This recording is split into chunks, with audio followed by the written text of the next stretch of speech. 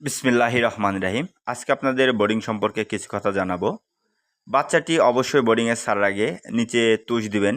তুষের উপরে অবশ্যই পেপার বা কাপড় দিবেন এবং তাপমাত্রা অনুযায়ী হিট বাল্ব দিবেন 200 পাওয়ারের। 100 মুরগির জন্য 300 পাওয়ারের বাল্ব এবং 400 মুরগির জন্য টোটাল আপনি 1200 ওয়াট ব্যবহার করবেন। যদি দেখেন দিনের বেলা অতিরিক্ত গরম তাহলে জাস্ট একটি এনার্জি বাল্ব মাথার উপরে ঝুলিয়ে রাখলে হবে। আর যদি দেখেন অতিরিক্ত ঠান্ডা তাহলে অবশ্যই আপনাকে প্রয়োজন অনুযায়ী হিট বাল্ব দিতে হবে।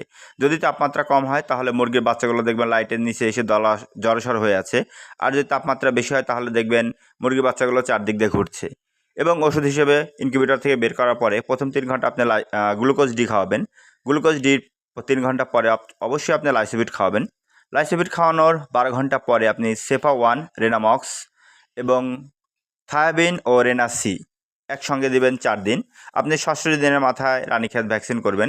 রানীক্ষেত ভ্যাকসিন করার পরে অবশ্যই আপনি থায়াবিন এবং ক্যালপ্লেক্স খাওয়াবেন 5 দিন। 3 দিন রেনামাইসিন খাওয়াবেন। 11 দিনের মাথায় রেনামাইসিন খাওয়ানোর পরে অবশ্যই একটা এভাবে প্রায় আপনার এতে আপনার ভ্যাকসিন কমপ্লিট।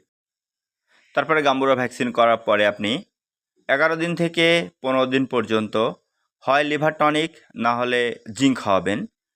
16 দিনের মাথায় আবার আপনি পুনরায় গাম্বুরা ভ্যাকসিন করবেন বুস্টার ডোজ। গাম্বুরা ভ্যাকসিন করার পরে 12 ঘন্টার নর্মাল পানি।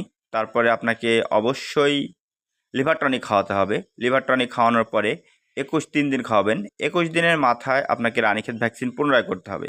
এভাবে রানীক্ষেত বুস্টার ডোজ করা হলে আপনাকে 60 দিনের মাথায় আবার রানীক্ষেত বুস্টার ডোজ দিতে হবে। ঠিক 22 দিনের মাথা থেকে আপনি রেনামাইসিন 3 দিন খাওয়াবেন। রেনামাইসিন খাওয়ানোর পরে একটা লাইসোভিট পুনরায় খাইয়ে দিবেন।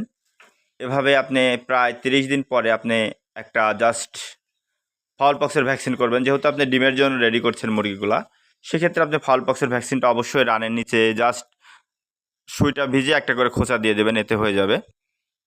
এবং 40 দিনের মাথায় আপনাকে কৃমির ডোজ করতে হবে।